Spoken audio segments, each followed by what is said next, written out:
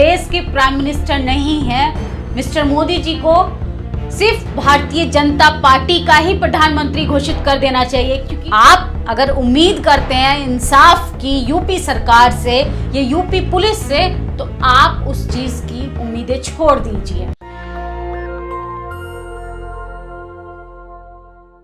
नमस्कार, मैं निधि रतन, आप देख रहे हैं नेशनल दस्तक। खून से लिखा इतिहास स्याही से नहीं मिटने देंगे, बेच दिए तूने रेल और जहाज पर खेत नहीं बिकने देंगे। जी हाँ, मैं बात कर रही हूँ किसानों पे लगातार हुए अत्याचारों की। जी हाँ, सरकार की नकली चालों की, प्रशासन की लाठीमारी की। जिस तरीके से यूपी की पुलिस अपनी बर्बरता करती हुई हमारे सामने नजर आती है। लखीमपुर खीरी में जिस तरीके से 8 मासूम किसानों की जानें गई और उसकी कीमत की कोई वैल्यू नहीं है सरकार की नज़रों में, ना पुलिस प्रशासन की नज़रों में, बहुत ही भयानक है। जी हाँ, लखीमपुर खीरी में हुई किसानों के साथ बर्बरता बेहद शर्मसार है और किसान की जान चली गई।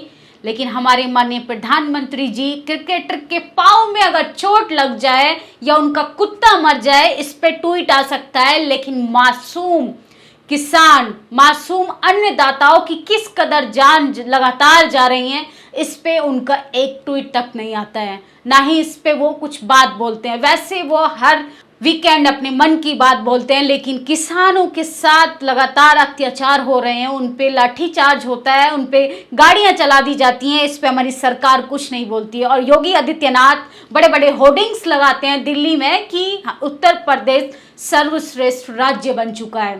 किस चीज में? अत्याचार तो कम नहीं हुए, बलात्कार तो कम नहीं हुए, बेरोजगारी कम नहीं हुई है, फिर किस चीज में वो नंबर 1 बन चुका है? नंबर 1 बना है सिर्फ वो भ्रष्टाचार में। और इस सरकार को मैं माननीय प्रधानमंत्री जी को कहना चाहती हूँ कि वो इस देश के प्राइम मिनिस्टर नहीं है।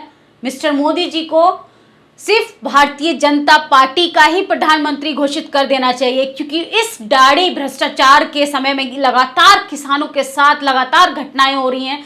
इतने शांतिपूर्ण तरीके से आंदोलन को खत्म करने की साजिश की जा रही है। किसानों का शांतिपूर्ण तरीके का आंदोलन लगातार चलता आ रहा है, 300 दिन उसके पूरे हो चुके हैं और 300 से बाकायदा ज्यादा ही हो गए हैं, लेकिन सरकार इसको खत्म करना चाहती है। मैं दावे के साथ कह सकती हूँ कि अगर ये आंदोलन असफल होता है तो भारत में कोई भी आंदोलन नहीं होगा। जी हाँ, ये भारत का, पूरे भारतवर्ष का ये आखिरी आंदोलन होगा। इसलिए आप किसानों के हक में आवाज उठाइए। आज 8 किसानों की मौत हुई है और उन परिवारों के बारे में सोचिए जिस परिवार ने अपना शायद बाप खोया है, जिस परिवार ने शायद अपना बेटा खोया है, जिस परिवार का शायद वो आखिरी चिराग भी हो।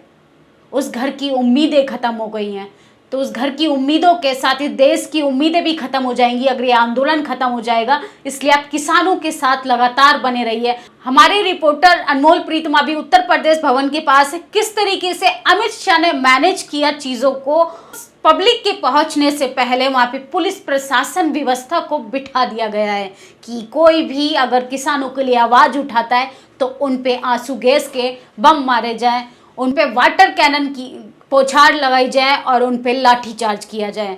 और बात यही खत्म नहीं होती है, मैं उत्तर प्रदेश की बात करूंगी। उत्तर प्रदेश में कांदला थाना और शामली जिले की बात है, जिसमें लगातार कुछ जनरल कैटेगरी के लोगों का किस तरीके से जातिवाद का प्रहार लगातार हो रहा है। अत्याचारों में एक जातिवाद अपनी चरम सीमा पर है, वो खत्म होता नजर नहीं आ रहा है। ये वीडियो खुद ही सुन लीजिए आप। और मेरे लड़के के साथ मारपीट करी थी और घर तक का मारण आ गया। तू कटकटावे दर बच्चा भी कट्टे लेके आवे तो मंचे कदे मच्चा मार छोटे खावे, हमारी कहीं भी सुनवाई नहीं हो रही जी। सुना आपने ये वीडियो? इसमें किस तरीके से महिला के साथ जो उनका बेटा है वो किस तरीके से सहमा हुआ है कि उनको जाति सूचक शब्द बोले जाते हैं, उनके साथ लगातार बर्बरता होती है। लेकिन इस पे अगर वो थाने में कंप्लेन करने जाते हैं तो आपका इंसाफ भी जाति के आधार पे मिलेगा। आप अगर उम्मीद करते हैं इंसाफ की यूपी सरकार से या यूपी पुलिस से, तो आप उस चीज़ की उम्मीदें छोड़ दीजिए, क्योंकि ये सरकार आपको इंसाफ नहीं देने वाली है। ये आपको लाठी चार्ज देगी, ये आपको वाटर कैनन देगी, ये आपको भ्रष्टाचार देगी, ये आपको बेरोजगारी देगी, ये आपको भुखमरी देगी। न किसानों की सगी है न जनता की सगी है, और महिलाओं की तो ऐसी धज्जियां उड़ाई हैं उनके इज्जत की, जिससे महिला का तो चीरहरण होता कम नजर नहीं आता है। इन सब चीजों पे लेके आप लोगों की क्या प्रतिक्रिया है, अपनी राय जरूर दें। धन्यवाद। बटन को दबाएं, फिर बेल आइकन की घंटी दबाएं। नेशनल दस्तक को बचाने के लिए बहुत जरूरी है कि हर खबर को शेयर करें, लाइक करें, कमेंट जरूर करें।